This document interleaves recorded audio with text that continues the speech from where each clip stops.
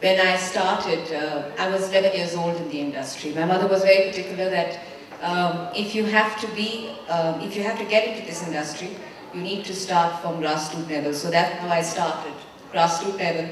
And 11 was when I started actually technically learning the profession, because in our profession, it's about, it's a profession, it's cutting hair, it's about putting makeup, all that stuff, what all the girls love doing.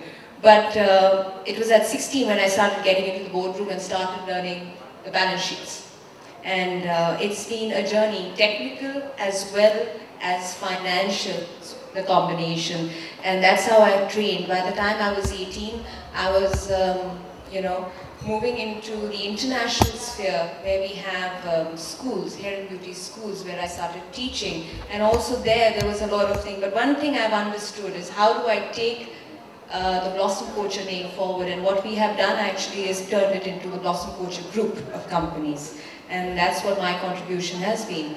If you look at hair and beauty, you have a few names. You have Habibs, you have you know, you have Shanaz and all that, or you be, you know, Biotique and this and that. But I think one of our company specializes now in 5 aspects. We have product, we have services, we have education, we have international tie-ups, and we have retail in different levels that we're going through. So yes, it's Blossom Culture group of companies. That's how I've taken and changed it. So from just barbering to putting makeup on the face, we have gone 3 steps ahead.